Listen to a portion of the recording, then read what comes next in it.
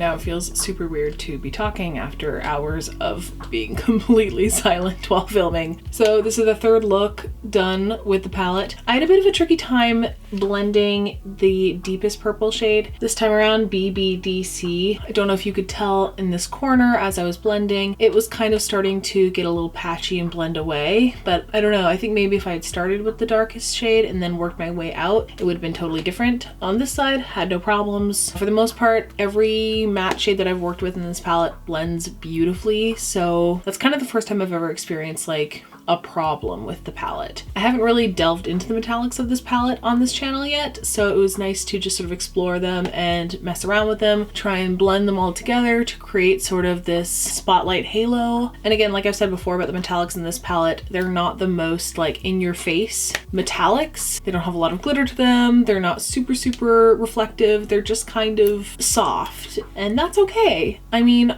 would I like them to have a bit more impact? Yes. Is that a personal preference? Also yes. So if you don't hate that, then I think these will definitely be right up your alley. Also, kind of inadvertently without trying, matched my weird faded purple hair at the moment, which again is just because I washed my rainbow hair out. I haven't done anything to it since except wash it. So yeah, it kind of weirdly matches the tones of even like the gold here in the front, and I totally did that by accident. I really like how fussy pairs with this whole eye look. I think it tones it down quite a lot. Definitely less theatrical than I was going for, and a little bit more just like really glam. I was going to just completely shot for shot recreate my look I did for the last musical I was in, which I used this palette for. It was just your average smoky eye, and I paired it with a purple lip. It was all very dark and dramatic, and I think the gold really like focuses your eyes' attention really well. I didn't think that the purple, pink, and gold would go well together, but it does actually work really well. All in all, I'm pretty pleased with this third look. Let me know what you guys think. I think I'm going to do one more look out of this palette, and after that, we're just going to put it away and we're going to do something else. There are a few ways you can help out this channel. 1, like this video. 2, comment down below what you think. Do you like this in-depth series delving into one specific palette over the course of 3 or 4 videos? Would you rather I lump all the looks together in one video? Lastly, what would you like to see from this palette in the final video? I have a pretty good idea of what I want to do and which shadows I want to use, but I definitely want to hear any and all thoughts. 3, you could subscribe to this channel. I would love to hit 1K eventually. I would be insanely grateful if you shared this channel with your friends, anyone who loves makeup, anyone who loves chatting about life and mental health, and anyone you think who would enjoy this channel. Please share it with your friends and subscribe if you haven't already. 4, you could follow me on other social media. My Instagram is at Madelaide, the same way it is spelled here, and my Twitter, which is at MadSuds, which is MADDSUDZ. I think that is everything. I don't know, I'm hungry and it's hot in here. I hope you guys enjoyed this video. I hope you're all doing well. Please be kind and be generous to everyone you meet out there in the world today, and hopefully I will see you on the next one. Bye guys. You know what? I'm gonna go crack a beer. I'm gonna go do that.